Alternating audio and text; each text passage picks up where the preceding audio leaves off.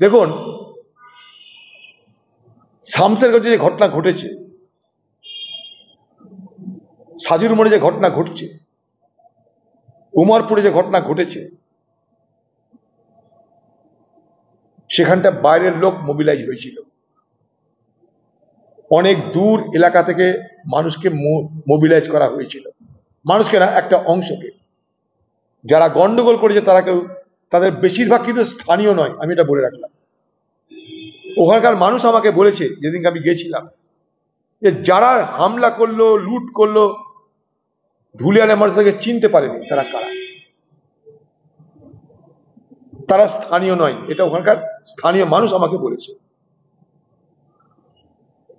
তার মানেটা কি, স্থানীয় নয় যদি হয়, বাইরে থেকে যদি আনা হয়, তাহলে সেটা সংগঠিত, অর্থাৎ অর্গানাইজড। দুয়ে দুয়ে চার, অর্থাৎ সংগঠিতভাবে কাউকে আনিয়ে লুট করানো হয়েছে, অশান্তি তৈরি করা হয়েছে। এখানটা পুলিশের তদন্ত যদি নিরপেক্ষ না হয়, এই সমস্ত অপরাধীদের শাস্তি হবে না। মাঝে 100 খানে 1000 এফআইআর করলেও কিছু হবে না। এফআইআর এর সংখ্যা বাড়তে পারে, কিছু নিরপরাধ লোককে গ্রেপ্তার হতে পারে, বহুত ফালতু লোককে গ্রেপ্তার করা হয়েছে, আমি দায়িত্ব নিয়ে বলছি।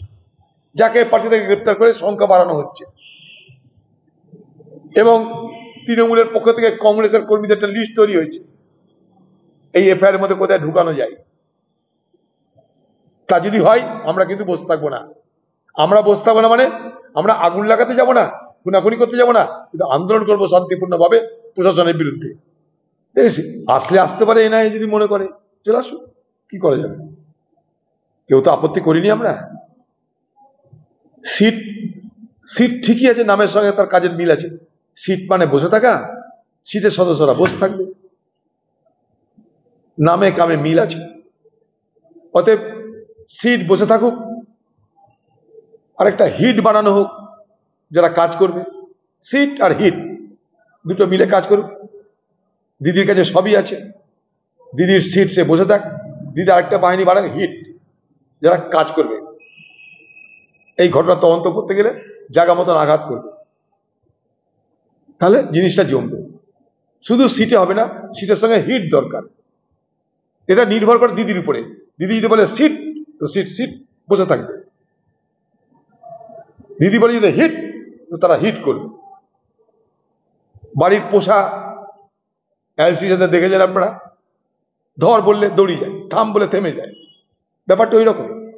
এদেরকে বলছি তোমরা সিট করে থাকো। এই যে স্কোয়ার ফিল্ডে যাবেন বিকেল বেলায়, সন্ধ্যেবেলায়, সকালবেলা, মালিক বলছে সিট, বসে থাকি, রান, দৌড়াচ্ছে। এদেরও তাই অবস্থা। সামান্য ঘটনা, সবাই জানে এগুলো, কারা করেছে, কি করেছে, কোথা থেকে হয়েছে। দেখুন,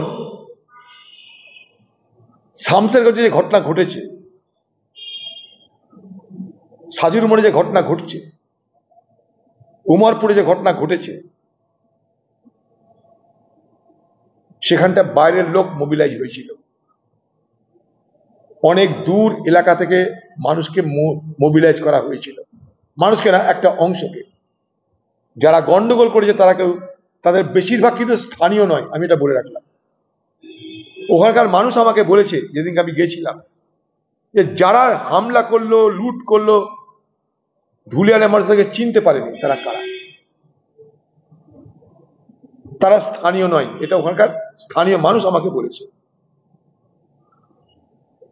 তার মানেটা কি, স্থানীয় নয় যদি হয়, বাইরে থেকে যদি আনা হয়, তাহলে সেটা সংগঠিত, অর্থাৎ অর্গানাইজড। দুয়ে দুয়ে চার, অর্থাৎ সংগঠিতভাবে কাউকে আনিয়ে লুট করানো হয়েছে, অশান্তি তৈরি করা হয়েছে। এখানটা পুলিশের তদন্ত যদি নিরপেক্ষ না হয়, এই সমস্ত অপরাধীদের শাস্তি হবে না। মাঝে 100 খানে 1000 এফআইআর করলেও কিছু হবে না। এফআইআর এর সংখ্যা বাড়তে পারে, কিছু নিরপরাধ লোককে গ্রেপ্তার হতে পারে, বহুত ফালতু লোককে গ্রেপ্তার করা হয়েছে, আমি দায়িত্ব নিয়ে বলছি। যাকে পাশে থেকে গ্রেপ্তার করে সংখ্যা বাড়ানো হচ্ছে। এবং তৃণমূলের পক্ষ থেকে কংগ্রেসের কর্মীদের একটা লিস্ট তৈরি হয়েছে, এই এফআইআর এর মধ্যে কোথায় ঢুকানো যায়। তা যদি হয়, আমরা কিন্তু বসে থাকবো না। আমরা বসে থাকবো না মানে, আমরা আগুন লাগাতে যাব না, খুনাখুনি করতে যাব না, কিন্তু আন্দোলন করবো শান্তিপূর্ণভাবে প্রশাসনের বিরুদ্ধে।